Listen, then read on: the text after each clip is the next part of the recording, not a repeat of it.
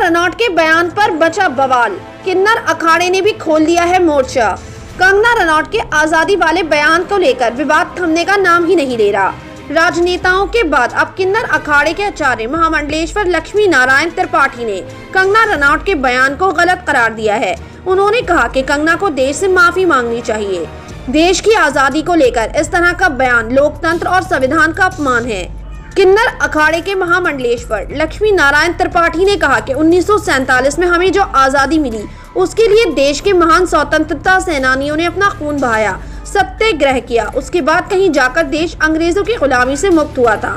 उन्होंने कहा कि फिल्म एक्ट्रेस कंगना रनौत का बयान देश की स्वतंत्रता संग्राम के सेनानियों का अपमान है।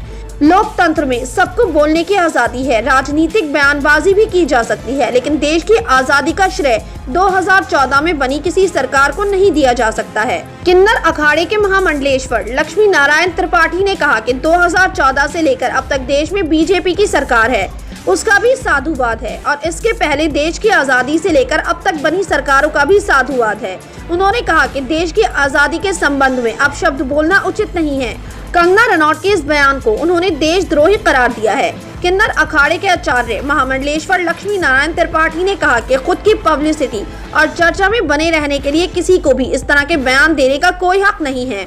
किन्नर अखाड़े के महामंडलेश्वर ने कहा कि आजादी की लड़ाई सबने मिलकर लड़ी, चाहे वे संघ के हों, चाहे वे वामपंथी विचारधारा के लोग हों, चाहे वे दक्षिणपंथी व अन्य लोग रहे हों, इसमें सभी का बराबर का योगदान है।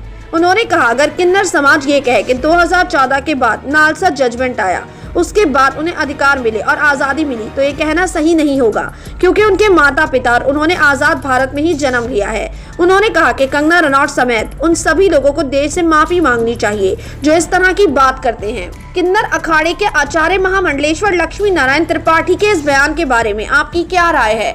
अपनी राय कमेंट सेक्शन में जरूर दें। हमारे चैनल को सब्सक्राइब करें, बेल आइकन प्रेस करें ताकि हर खबर आप तक जल्द से जल्द पहुंचे।